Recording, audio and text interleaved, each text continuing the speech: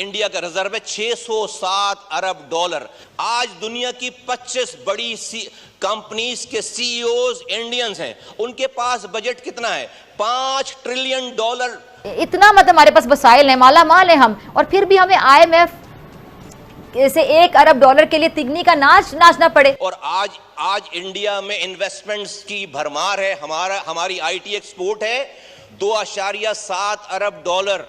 India की IT export है 270 अरब dollar. एक बात आज वाज़ेह होगी कि एक तस्वीर, एक झलक ने किस तरीके से पूरे के पूरे निजाम की दौड़ें लगवा दी है। नाज़रीन, एक तस्वीर, सिर्फ एक तस्वीर ने कोहराम मचा दिया है। आज हालात ये हैं कि दुनिया चांद पर जा रही है और हमारे यहां मासूम बच्चे खुले हुए गटर में गिरकर मर रहे हैं।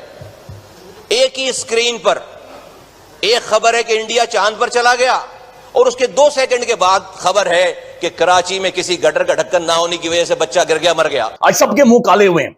मुंह काला इन सेंस हुआ है कि आज इंसाफ नहीं कर सकते। और ये तो एक शहर के बारे में बात हो रही है, सिर्फ एक शहर के बारे में बात हो रही है। और फिर उन्होंने कंपेयर करा कि साहब भारत चांद में पहुंच गया है लेकिन हमारे बच्चे गड्ढों में गिर के आज भी मर रहे हैं। फारूक अब्दुल्ला ने कहीं कहा था कि पाकिस्तान जो है वो एटम बम उसके पास है और पाकिस्तान ने कोई चूड़ियां नहीं पहन रखी।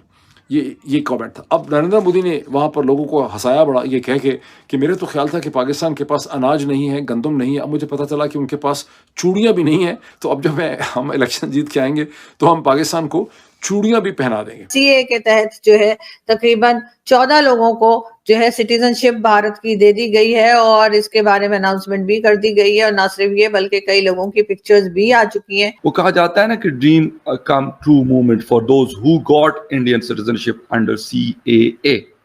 इसमें कोई डाउट नहीं है कि उनके लिए एक बहुत बड़ा ये मौका है। अब कहा यह जा रहा है कि जो लोग 2014 तक भारत में शिफ्ट हुए हैं वो भी इस पे अप्लाई कर सकते हैं और उनको भी सिटीजनशिप मिल सकती है। और अगर इन 14 लोगों को मिला है तो और भी लोग होंगे जिनको ये मिलेगा। भारत की जिस तरीके की तारीफ हो रही है और वो भी पाकिस्तान की असेंबली में, क्योंकि यहाँ तो गरीब बेचारा 2 वक्त की रोटी के हसूल के लिए रुल गया है। अमेरिका ने इंडिया को धमकी दी है। इंडिया ने क्या चल बे। इंडिया इस वक्त 5वीं बड़ी इकॉनमी है दुनिया की, उसको जरा परवाह नहीं है अमेरिका क्या चाहता है। दुनिया से कर्जा मांगते फिर रहे हैं, अब भिखारी बने हुए हैं आप लोग। तो आप लोगों ने क्या देना है? इंडिया एक सुपर पावर बन चुका है। इंडिया की इकोनॉमी ग्रेट इकोनॉमी है।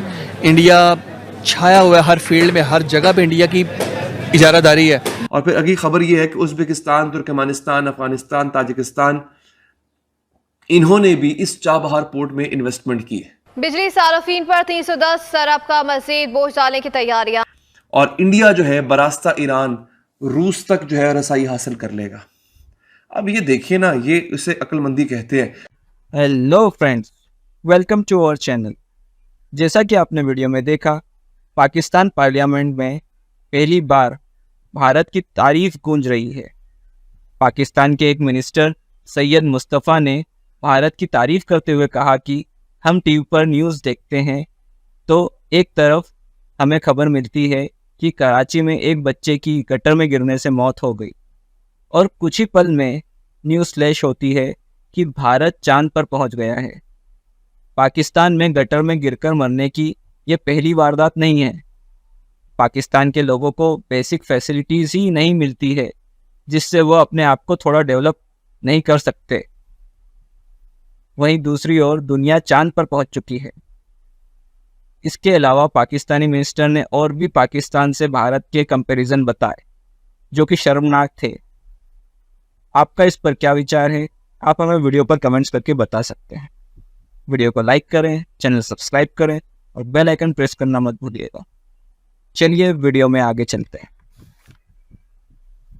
MQM, उस MQM का एक लीडर उसने एक बड़ी तड़कती भड़कती तकरीर करी है और मैं चाहता हूं कि आप थोड़ी सी तकरीर सुने। उनकी जो स्पीच थी पाकिस्तानी पार्लियामेंट में वो आप सुने, उसके बाद मैं आपको इसके बारे में कुछ बताता हूं। तो कराची के आज हालात ये हैं कि दुनिया चांद पर जा रही है और हमारे यहाँ मासूम बच्चे खुले हुए गटर में गिरकर मर रहे हैं। एक ही स्क्रीन पर एक खबर है कि इंडिया चांद पर चला गया और उसके 2 सेकंड के बाद खबर है कि कराची में किसी गटर का ढक्कन ना होने की वजह से बच्चा गिर गया, मर गया। और ये हर तीसरे दिन की खबर है 15 सालों से। और ये मैं सर एतराज के तौर पर, पॉइंट स्कोरिंग के तौर पर नहीं कह रहा हूं, ये मैं गुजारिशात कर रहा हूं, ये मैं सदर पाकिस्तान से गुजारिश कर रहा हूं, ये मैं पार्टी के चेयरमैन से गुजारिश कर रहा हूं, चूंकि उन्होंने स्पीच की है, वो सुनते हैं, उनके गोश गुजार लाना चाहता हूं। 15 सालों से सर कराची जैसे शहर को एक कतरा नया पानी नहीं दिया गया, एक कतरा। और जो पानी उन लाइनों में आता था उस पानी को भी पानी माफिया, टैंकर माफिया चोरी करके वही पानी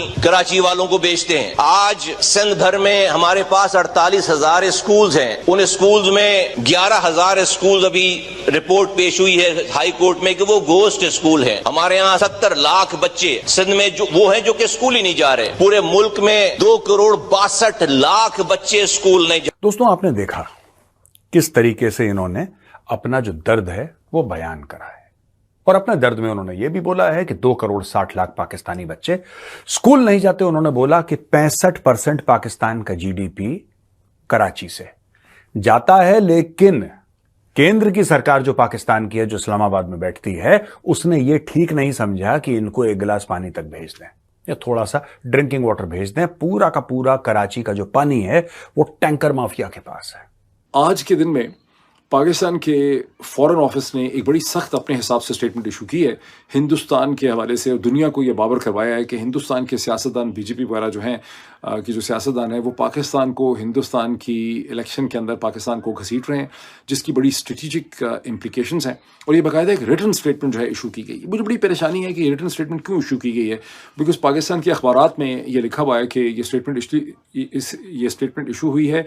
नरेंद्र मोदी ने बिहार के अंदर 2 दिन पहले जो स्टेटमेंट्स पाकिस्तान के हवाले से दिए हैं, ये उसके रिएक्शन और रद्द अमल में पाकिस्तान के फॉरेन ऑफिस की स्टेटमेंट हमारे सामने आई। मैं बड़ा कंफ्यूज हूँ कि ये नरेंद्र मोदी के जवाब में उन्होंने किया है या अमित शाह ने जो स्टेटमेंट दी थी पिछले जुमे को और फिर सैटरडे को आज़ाद कश्मीर के हवाले से कि हम कब्जा कर लेंगे और आज़ाद कश्मीर का 1-1 इंच और 1-1 चप्पा जो है वो हमें बिलोंग करता है, हमने उसके हवाले से 26 सीटें रखी हुई हैं हिंदुस्तान की पार्लियामेंट के अंदर, तो उसके हवाले से ये रद्द अमल कर रहे हैं, ये बीजेपी की या नरेंद्र मोदी की स्टेटमेंट्स के हवाले से रद्द अमल कर रहे हैं। अच्छा, अब ये कहते हैं ये है कि रीजनल स्टेबिलिटी जो है बीजेपी के लीडर्स की जो स्टेटमेंट्स हैं उससे, और जो हमें घसीट रहे हैं अपने इलेक्शन के, अपनी पॉलिटिक्स में, उससे जो रीजनल स्टेबिलिटी है उससे खतरा लाक है। अच्छा, अब थोड़ा सा हम ये देख लें स्टेज के ऊपर कि नरेंद्र मोदी ने बिहार के अंदर जो स्टेटमेंट्स दी हैं वो तो एक बड़े पॉलिटिकल जोक्स की या सैटायर या पन या जुगतबाजी के खाते में जाती हैं। फॉर इंस्टेंस 2 दिन पहले बिहार के अंदर जो वो कैंपेन कर रहे थे, वहाँ पे 3 कॉन्स्टिट्यूंसीज में नरेंद्र मोदी बोले, एक हाजीपुर में, एक मुजफ्फरपुर में, एक और सारण में, और तीनों जगह पाकिस्तान के हवाले से जो उनके कमेंट थे वो दर हकीकत कांग्रेस और इंडिया अलायंस के ऊपर हमने हमला किया। और उन्होंने कहा कि ये कांग्रेस और इंडिया अलायंस के जो लीडर हैं, फारूक अब्दुल्ला की तरफ उन्होंने इशारा किया, ये हमें पाकिस्तान के एटम बम से डराते हैं, हम पाकिस्तान के एटम बम से डरने वाले नहीं हैं।